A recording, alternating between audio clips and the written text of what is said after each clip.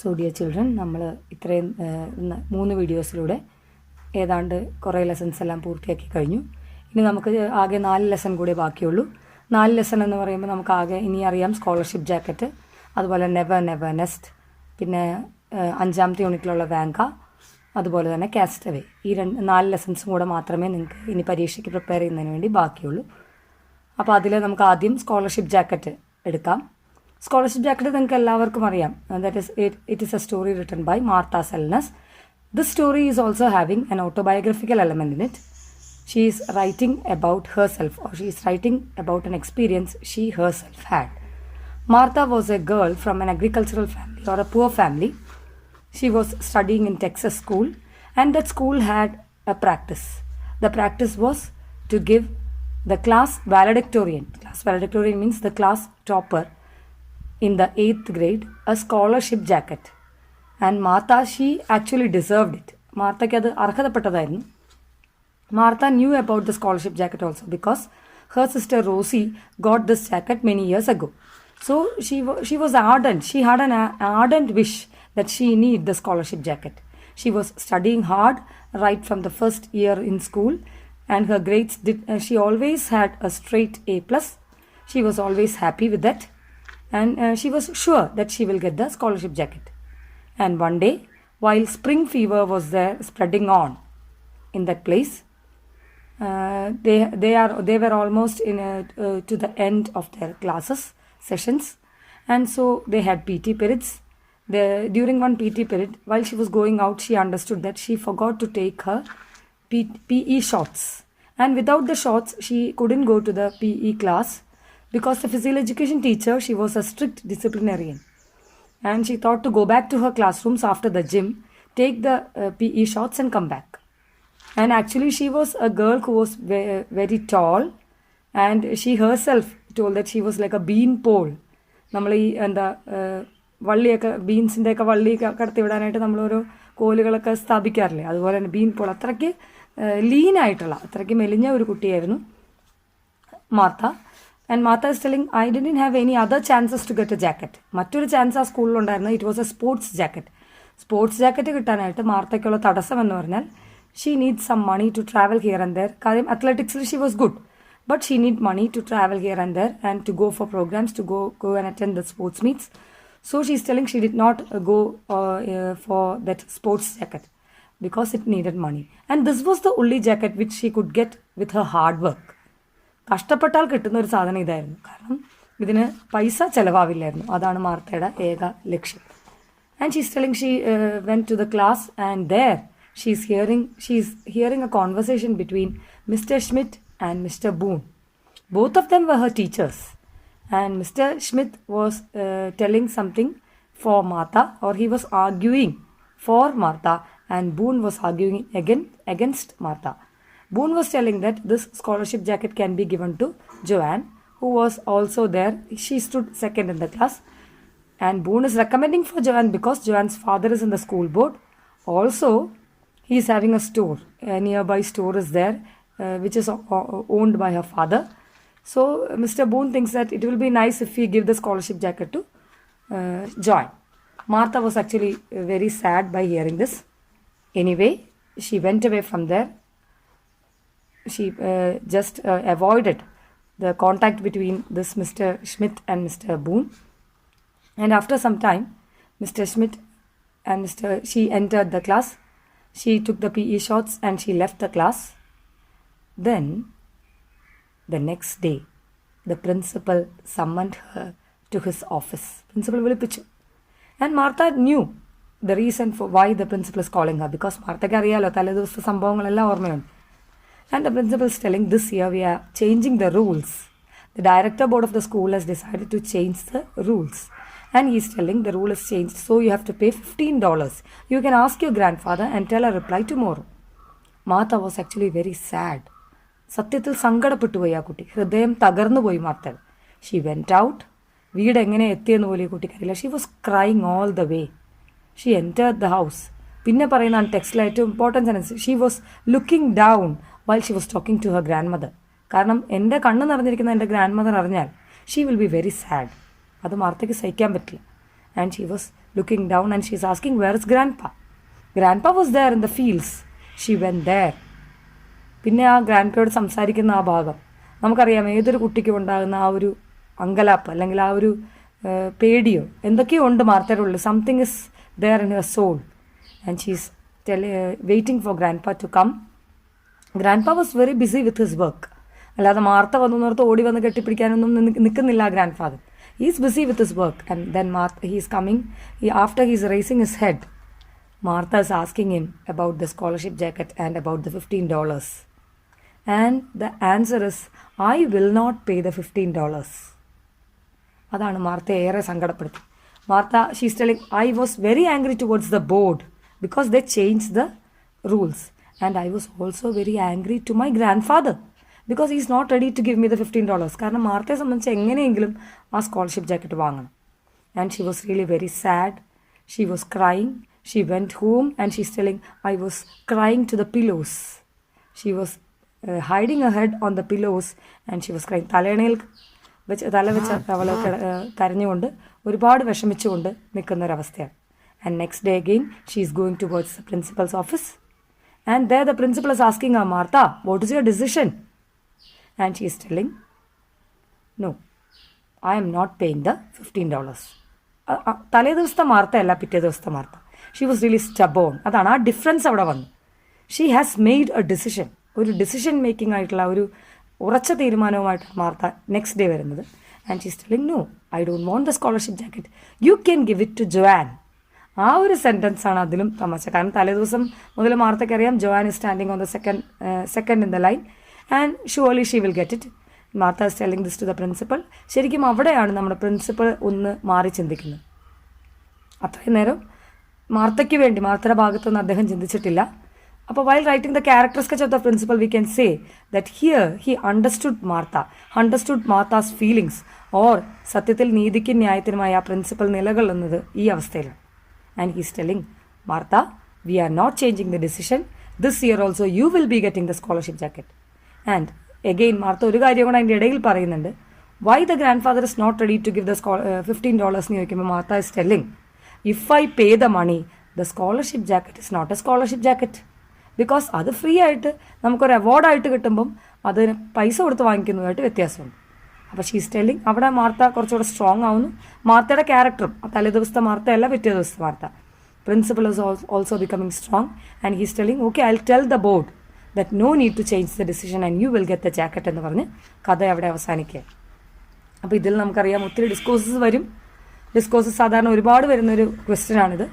First thing, writeup ചോദിക്കാം. Writeup എന്ന് പറഞ്ഞാൽ full narration of the lesson വേണം. അപ്പോൾ നിങ്ങൾക്കറിയാം ഇത് ഫസ്റ്റ് പേഴ്സൺ നറേറ്റീവിലാണ് ഈ ലെസൺ പോകുന്നത്. നമ്മൾ എഴുതുമ്പോൾ ഒരിക്കലും ഫസ്റ്റ് പേഴ്സൺ നറേറ്റീവിൽ എഴുതരുത്. ഇനി നമ്മൾ മാർത്തയായിട്ടാണ് എഴുതാൻ പറയുന്നതെങ്കിൽ നമുക്ക് ഈ ഫസ്റ്റ് പേഴ്സൺ നറേറ്റീവ് തന്നെ കണ്ടിന്യൂ ചെയ്യാവുന്നതേ ഉള്ളൂ. And you should be very careful about it. പിന്നെ ഇതിൻ്റെ മറ്റൊരു കാര്യം എന്ന് പറഞ്ഞു കഴിഞ്ഞാൽ നമ്മൾ ഇനി അടുത്ത ശ്രദ്ധിക്കുന്നത് ഡയറി എൻട്രി വരാം. മാർത്തയുടെ ഡയറി എൻട്രി പല സാഹചര്യങ്ങളിലുള്ളത് വരാം. അതിനനുസരിച്ചുള്ള ഡയറീസ് പ്രിപ്പയർ ചെയ്തിരിക്കണം. പിന്നെ മാർത്തയ്ക്ക് സ്കോളർഷിപ്പ് ജാക്കറ്റ് കിട്ടിക്കഴിഞ്ഞിട്ടുള്ള ഒരു ന്യൂസ് റിപ്പോർട്ടായിട്ട് അതിനകത്ത് വരാനൊരു ചാൻസ് ഉണ്ട്. പിന്നെ ചിലപ്പോഴൊക്കെ ഇതിൻ്റെ റിവ്യൂ ചോദിക്കാറുണ്ട്. റിവ്യൂ എഴുതുമ്പോൾ എപ്പോഴും മനസ്സിൽ ഓർക്കുക, റൈറ്റപ്പും റിവ്യൂവും തമ്മിൽ വലിയ വ്യത്യാസങ്ങളൊന്നുമില്ലെങ്കിലും റൈറ്റപ്പ് എന്ന് പറയുന്നത് നമ്മൾ കറക്റ്റായിട്ട് എഴുതുന്ന അല്ലെങ്കിൽ നമ്മുടെ ആ നടന്ന സംഭവങ്ങളെല്ലാം എഴുതുമ്പോൾ ഒരു നറേറ്റീവ് പോലെ എഴുതിയാൽ ഒരു റൈറ്റപ്പ് ആക്കാം. പക്ഷേ റിവ്യൂ എഴുതുമ്പോൾ നമ്മളെപ്പോഴും അതിൻ്റെ ക്രിട്ടിക്കൽ അനാലിസിസ്, അതായത് ക്രിട്ടിക്കലി കൂടെ ആ പ്ലോട്ടിനെയും സമ്മറിയെയും ക്യാരക്ടേഴ്സിനെയും എല്ലാം നമ്മളൊന്ന് അനലൈസ് ചെയ്യാനായിട്ട് പോകണം. അപ്പോൾ റിവ്യൂ എഴുതുന്നത് കുഴപ്പമൊന്നുമില്ല. അപ്പോൾ അത് ക്രിട്ടിക്കലായിട്ടുള്ള അനാലിസിസ് സാധിക്കുമെങ്കിൽ മാത്രം ക്യാരക്ടേഴ്സും പ്ലോട്ടും അതിൻ്റെ സ്റ്റോറി ലൈനും എല്ലാം ക്രിട്ടിക്കലി അനലൈസ് ചെയ്ത് എഴുതാനായിട്ട് സാധിക്കണം. ക്യാരക്ടർ സ്കെച്ചും അതിൻ്റെ അകത്ത് ഉൾപ്പെടാം. അതുപോലെ ഡയലോഗ്സ് ഉണ്ടെങ്കിൽ ഡയലോഗ്സ്, അതിൻ്റെ ആ സ്ട്രെങ്ത്ത്. സ്കോളർഷിപ്പ് ജാക്കറ്റിൽ ഇത്രയൊക്കെ കാര്യങ്ങളാണുള്ളത്. ഇതെല്ലാം ഒന്ന് ശ്രദ്ധിച്ചു കഴിഞ്ഞാൽ വളരെ ചുരുക്കത്തിൽ കോൺവെർസേഷനൊക്കെ ചിലപ്പോൾ വരാറുണ്ട്. വേറെ ഒന്നും ശ്രദ്ധിക്കാനില്ല. നമുക്ക് അടുത്ത വീഡിയോയിലേക്ക്, അടുത്ത ലെസൺ. സോ നമ്മുടെ നെക്സ്റ്റ് ലെസൺ നെവർ നെസ്റ്റ് ആണ്. നെവർ നെസ്റ്റ് ഒരു 1 ആക്ട് പ്ലേ ആണ്. 1 ആക്ട് പ്ലേ എന്ന് പറയുമ്പോൾ തന്നെ എനിക്ക് തോന്നുന്നു അറിയാമായിരിക്കും. കാരണം ഒരു ആക്ട് മാത്രമുള്ള ഒരു ലെസണാണ് 1 ആക്ട് പ്ലേ. നല്ല ഒരു 1 ആക്ട് പ്ലേ ആണിത്. കാരണം ഇൻസ്റ്റാൾമെൻറ്റ്സിനെ കുറിച്ചുള്ള തമാശ അല്ലെങ്കിൽ ഇൻസ്റ്റാൾമെൻറ്റ്സിൽ സാധനങ്ങൾ എടുക്കുന്നതിനെ കുറിച്ചുള്ള ഒരു രസകരമായ കഥ, അതാണ് ഇതിൻ്റെ അകത്തുള്ളത്. അപ്പം ഇതിലെ ക്യാരക്ടേഴ്സ് എന്ന് പറഞ്ഞാൽ ആൺ ജെയിനുണ്ട്, ജാക്കും ജില്ലും, ഹസ്ബൻഡ് ആൻഡ് വൈഫാണ് ജാക്കും ജില്ലും. പിന്നെ അവരുടെ ഒരു നേഴ്സ് ജസ്റ്റ് ഒരു എൻട്രി എക്സിറ്റ് മാത്രമേ ഉള്ളൂ. മെയിൻ ക്യാരക്ടേഴ്സ് മെയിനായിട്ട് നമ്മൾ കാണുന്നത് ഇവർ 3 പേരെയാണ്. ഇപ്പോൾ ജാക്കിൻ്റെയും ജില്ലിൻ്റെയും വിവാഹത്തിന് ശേഷം ആൺ ജെയിൻ ആദ്യമായിട്ട് അവരുടെ വീട്ടിലേക്ക് വരുവാണ്. She is very surprise to see the house because it's a charming little house and she is asking is it a rented house. They are telling no, this is not a rented house. She is seeing the furniture, the radio, everything is there. She is very excited. അല്ലെങ്കിൽ അവർക്ക് അത്ര സന്തോഷമായി, കാരണം ജില്ല് ഇത്ര നന്നായി ജീവിക്കുന്നു എന്ന് അവരറിയാം. പക്ഷേ ഇതിനിടയ്ക്ക് അവർക്കൊരു സംശയം, ഇതെല്ലാം റെൻറ്റഡ് ആണോ? അല്ല, ഒന്നും റെൻറ്റഡ് അല്ല, എല്ലാം അവർ വാങ്ങിച്ചതാണെന്ന് കേൾക്കുമ്പം ആൺ ചെയ്യുന്നൊരു സംശയം, ഞാൻ ഇനി 200 പൗണ്ട്സിന് പകരം 2000 പൗണ്ട്സ് എങ്ങാനാണോ ഇവർക്ക് വെഡ്ഡിങ് ഗിഫ്റ്റ് കൊടുത്തേ എന്നൊരു സംശയം ആൺ ചെയ്യുന്ന വരുന്നുണ്ട്. അപ്പോൾ അതൊന്നും അല്ല. അത് കഴിഞ്ഞപ്പോൾ ഇവർ പറയുകയാണ് everything is bought by instalments. അപ്പോൾ ഇൻസ്റ്റാൾമെൻ്റ് ആയിട്ടാണ് അടച്ചുകൊണ്ടിരിക്കുന്നത്. അപ്പോൾ കാറും ഫേർണിച്ചർ എല്ലാം ഇൻസ്റ്റാൾമെൻറ്റ്സാണ്.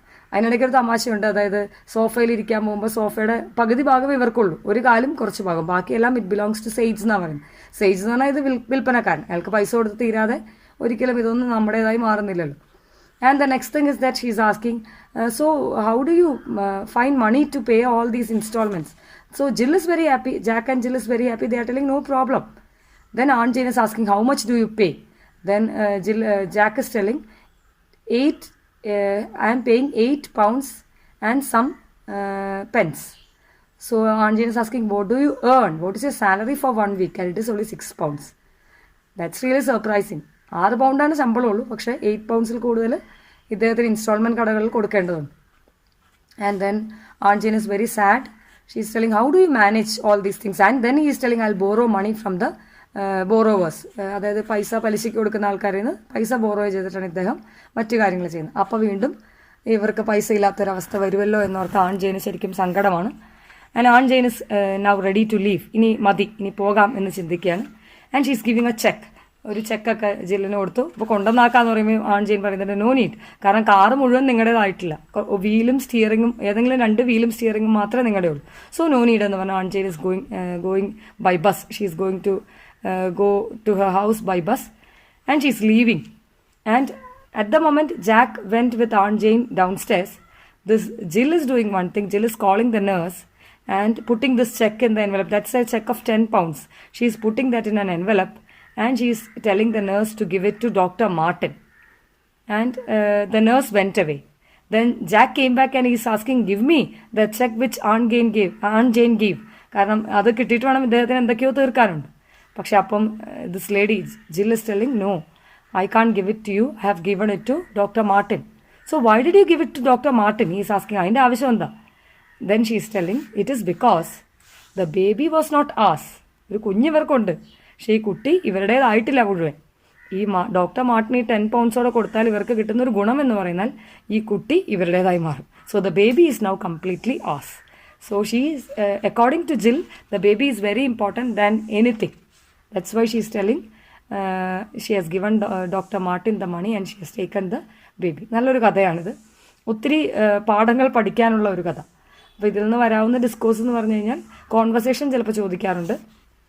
അതുപോലെ ഇൻസ്റ്റാൾമെൻറ്റ് കമ്പനികളിൽ നിന്ന് ഒരു പ്രാവശ്യം ഏതോ ഒരു റിവിഷൻ ക്വസ്റ്റ്യൻ പേപ്പറിൽ വന്നിരുന്നു, ഇൻസ്റ്റാൾമെൻറ്റ് കമ്പനിയിൽ നിന്ന് ജാക്കിന് വരുന്ന ലെറ്റർ, അതായത് ഏതെങ്കിലും ഇൻസ്റ്റാൾമെൻറ്റ്സ് മുടങ്ങിയതായിട്ട് ജാക്കിന് വരുന്ന ലെറ്ററൊക്കെ ചിലപ്പം വളരെ റെയറായിട്ട് ചോദിക്കാൻ സാധ്യതയുണ്ട്. അപ്പോൾ ഒന്ന് ശ്രദ്ധിക്കുക, ഇങ്ങനെയൊക്കെയുള്ള questions.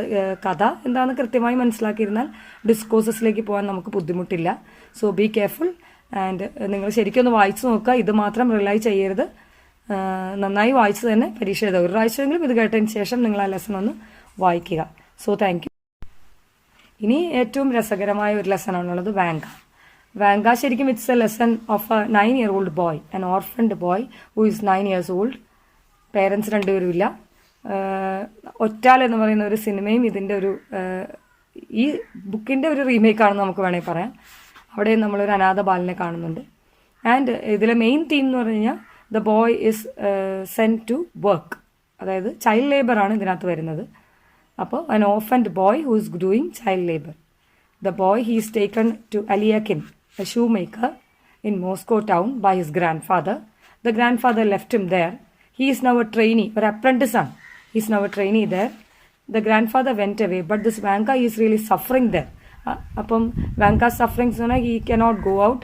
He is not at all enjoying the life there. He has to do all the work what his master tells, looking after the baby, caring for the senior apprentices, and all things he has to be careful. So he is not at all happy. Vanka is not at all happy with the job.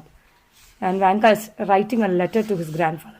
Vanka wants his grandfather to know everything, and he wants his grandfather to come back and take him away from here. So he's writing a letter, and in this letter he's telling, dear grandpa, I want to come there. And he's in some passages we can see he's thinking about the good old days he was spending with his grandfather. In the letter he's telling, I want to come there, and he's asking about eel and kashtanga. And in the third paragraph of the lesson ശരിക്കും വായിച്ചു കഴിഞ്ഞാൽ ആ grand ഫാദറിൻ്റെ character sketch കറക്റ്റായിട്ട് കിട്ടും. അത് വാങ്കയുടെ thoughts ആണ്. Vanga എഴുതുന്ന ലെറ്ററിൽ അതൊന്നും വരുന്നില്ല, അത് തോട്ട്സ് ആണ്. ഈ ലെസൺ നമുക്ക് വായിച്ചാൽ അറിയാം. ആദ്യത്തെ കുറച്ച് തോട്ട്സ് വരും, പിന്നെ ലെറ്റർ വരും, പിന്നെ തോട്ട്സ്, ലെറ്റർ, അങ്ങനെയാണ് ഈ കഥ മുമ്പോട്ട് പോകുന്നത്. And the story is written by Anton Chekhov, Russian novelist. So ഇതൊക്കെ ഭയങ്കര നല്ല രസകരമായി തന്നെ അദ്ദേഹം എഴുതുന്നുണ്ട്. ഈലിൻ്റെയും കാഷ്ടാങ്കയുടെയും കാര്യവും. ഈല വളരെ കുസൃതിയായ ഒരു നായക്കുട്ടിയായിരുന്നു. പക്ഷേ കാഷ്ടാങ്ക അങ്ങനെയല്ല. കാഷ്ടാങ്ക എപ്പോഴും യജമാനെ സേവിച്ച് യജമാനൻ പറയുന്നതനുസരിച്ച് നടക്കുന്ന ഒരു നായ. അപ്പം ഇയാളൊരു വാച്ച്മാൻ ആയിരുന്നു, നൈറ്റ് വാച്ച്മാൻ ആയിരുന്നു ഒരു എസ്റ്റേറ്റിൽ.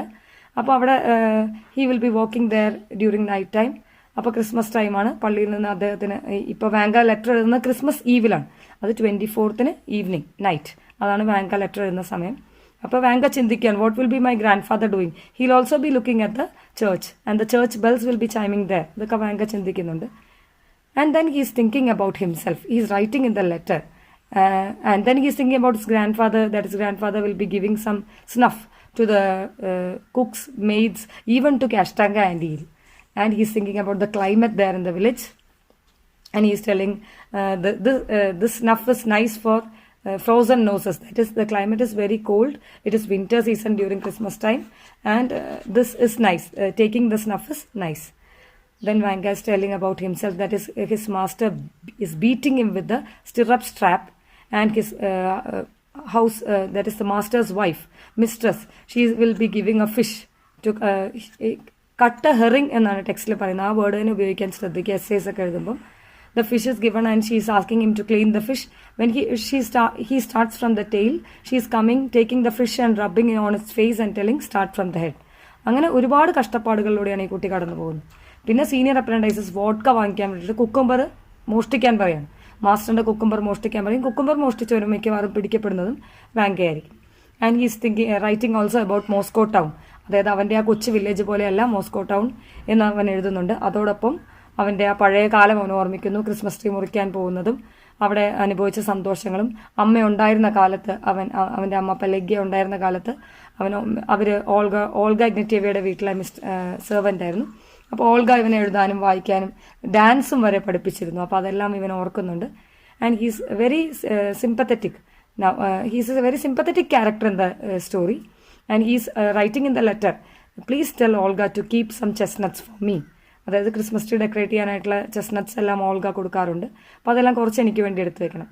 And the really pathetic thing is that he is telling his grand father, grand dad, please don't cell my, he's having A music box. And he is telling, please don't sell it to anyone, I'll come back and I need that, so please don't give it to anyone എന്ന് പറയുന്നുണ്ട്. Then we can see that he is going to post the letter barefooted.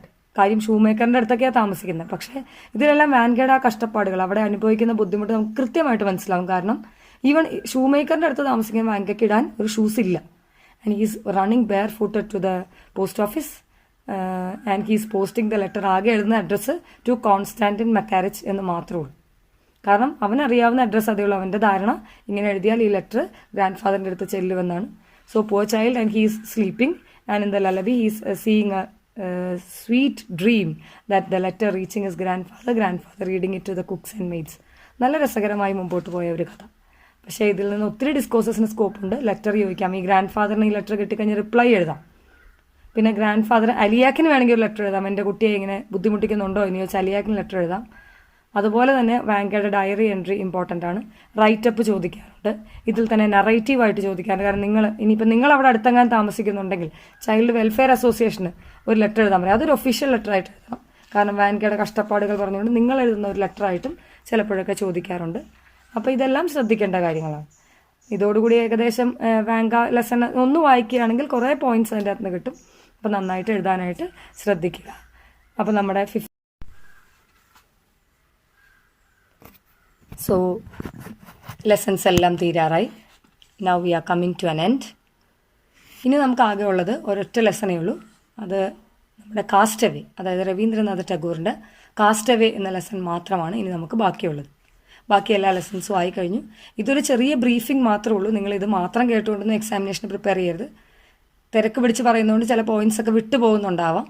അപ്പോൾ എല്ലാവരും ഒരു കാര്യം ശ്രദ്ധിക്കുക, നിങ്ങൾ text book ഒരു പ്രാവശ്യമെങ്കിലും വായിച്ചിട്ട് വേണം ഇതിൽ പറയുന്ന കാര്യങ്ങൾ ടെക്സ്റ്റുമായിട്ട് മാച്ച് ചെയ്യുന്നുണ്ടെന്ന് ഉറപ്പ് വരുത്തി വേണം പോകാൻ.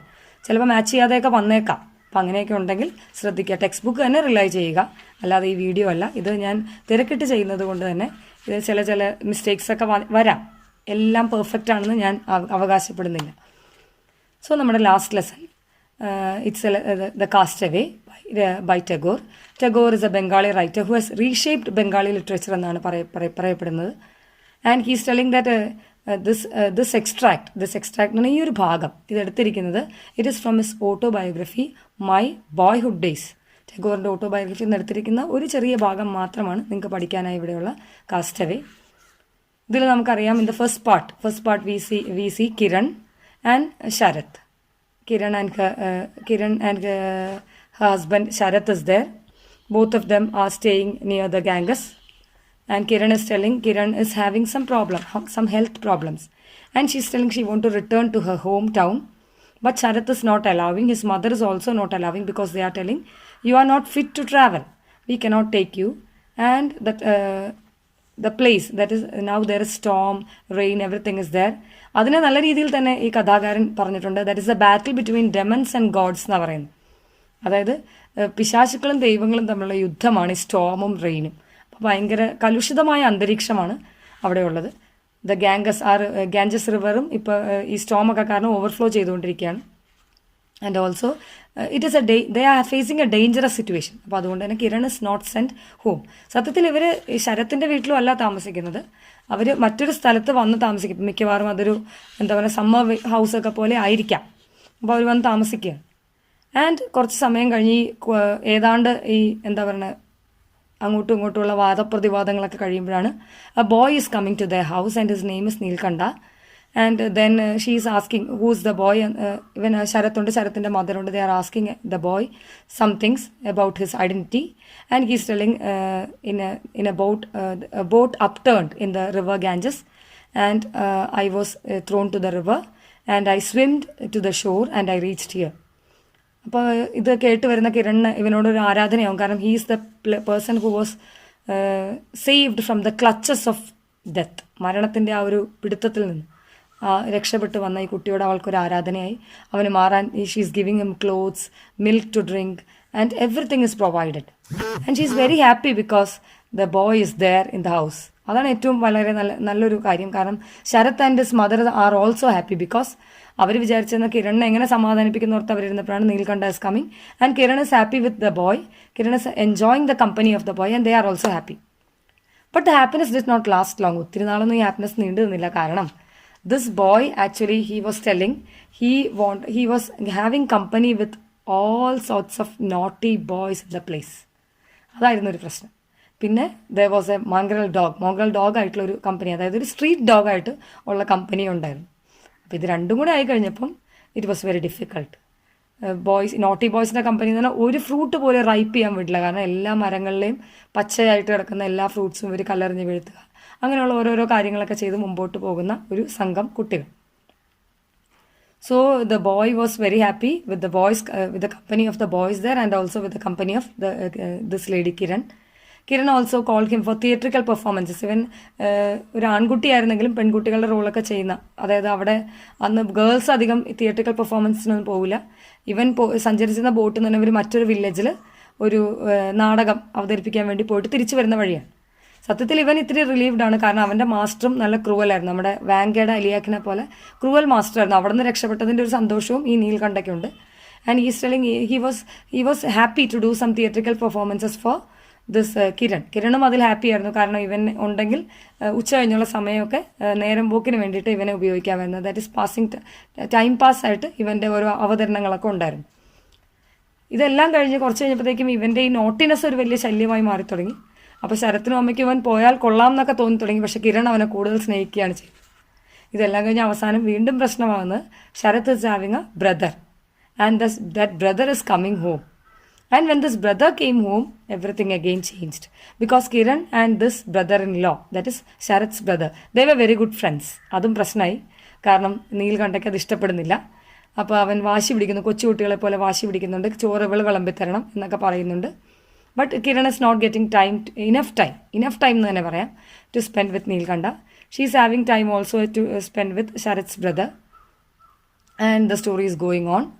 And the man who came, Sharat's brother, he's telling about, one day he's telling, there is no need to keep this boy here, and the boy can be sent to his house. But Kiran is not allowing that. Kiran is telling, no, I will not allow this. Then actually Sharat and this Satish, they are telling, they don't want the boy there. And this Neelkanda understands this, and Neelkanda also is having some fury or some anger towards Satish. അത് എന്നെ ഇവിടുന്ന് ഓടിക്കാൻ വന്ന ആളാണ് സതീഷ് എന്നുള്ളൊരു ധാരണ നീൽകണ്ഠയ്ക്കും ഉണ്ടാവുകയാണ്. The next problem arises when Satish is telling his inkstand is missing. And Satish is complaining that Neelkanda has taken that. But Kiran is not allowing that. അങ്ങനെ അവിടെ ആകെ പ്രശ്നമാകുന്നു. And they are deciding to return to the home. അവരുടെ ഹോമിലേക്ക് തിരിച്ചു പോകാൻ അവർ ചിന്തിക്കുകയാണ്. പിന്നെ കിരണിൻ്റെ മുമ്പിൽ മറ്റു വഴികളില്ല. അപ്പോൾ കിരൺ ചിന്തിക്കുന്നു ഇവനെ തിരിച്ചു വിടാം എന്ന് തന്നെ വിചാരിക്കുകയാണ്. ആൻഡ് ഒരു ദിവസം Kiran is reaching his room, taking his box. And Kiran has brought some surprises. കുറച്ച് ഡ്രസ്സ്, ഷൂസ്, അതുപോലെ ഒരു ചെക്ക്, ഇതെല്ലാം ഇവന് വേണ്ടി കിരൺ വാങ്ങിച്ചിട്ടുണ്ട്, റെഡിയാക്കി വെച്ചിട്ടുണ്ട്. So she want to place all these things in his suitcase, and she want to give it as a surprise to Neelkanth. So she entered his room, opened the box, and everything was scrambled. അതായത് അവിടെ ഇവിടെയൊക്കെ ആയിട്ട് ചുമ്മാ ഇട്ടിരിക്കുകയാണ്. So she put everything outside to place it in order. ഓർഡറിൽ വെച്ചാൽ കറക്റ്റായിട്ട് ഇതെല്ലാം ഫിക്സ് ചെയ്യാൻ പറ്റുമല്ലോ, അല്ലെങ്കിൽ എല്ലാം വെക്കാൻ സ്ഥലമില്ലേ എന്നൊരു സംശയം. അങ്ങനെ എല്ലാം തിരിച്ചിട്ടപ്പോഴാണ് she is seeing this ink stand inside that.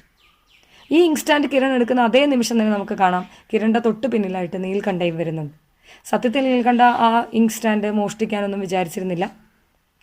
സതീഷിനോടുള്ള ദേഷ്യം തീർക്കാനാണ് ശരിക്കും ഈ ഇങ്ക് സ്റ്റാൻഡ് എടുത്തിരിക്കുന്നത്.